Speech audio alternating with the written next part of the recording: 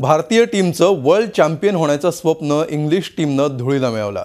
रोमहर्षक लढतीमध्ये भारतीय टीमला फायनलमध्ये 9 रन्सनी पराभव स्वीकारावा लागला।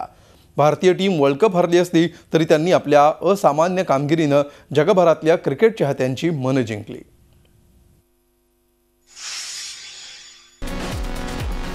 कॅप्टन मिथाली राजचं भारतीय टीमला वर्ल्ड चॅम्पियन बनवण्याचं स्वप्न पुन्हा एकदा अपूर्णच राहिलं।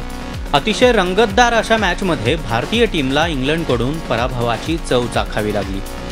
मराठमोळ्या पूनम राऊतनं झुंजार 86 रन्स करत आपल्या टीमला विजय साकारून देण्याचा प्रयत्न केला, मात्र तिचे सारे प्रयत्न अपुरे पडले। वर्ल्ड कप विजेतेपदाचा हातातोंडाशी आलेला घास इंग्लिश टीमनं भारताकडून अक्षरशः हिसकावून घेतला।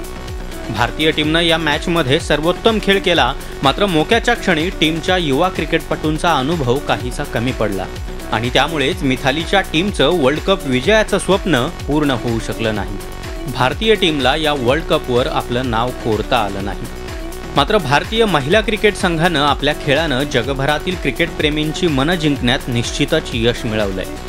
भारतानं 2005 नंतर वर्ल्ड कपची फायनल गाठली होती।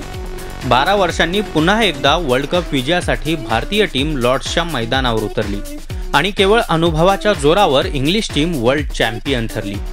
इंग्लंडनं ठेवलेलं 229 रन्सचं टार्गेट पार करताना भारतीय टीम 219 रन्सवर ऑल आऊट झाली।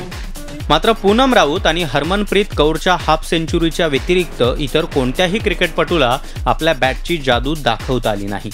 वेदा कृष्णमूर्तीनं तळाला काही फटकेबाजी केली, मात्र तीही रनआउट झाल्यानं भारताच्या उरल्या-सुरल्या आशाही संपुष्टात आल्या।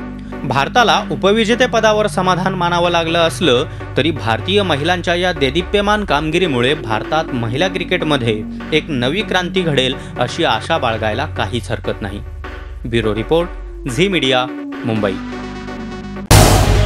झी 24 तास रहा एक पाऊल पुढे।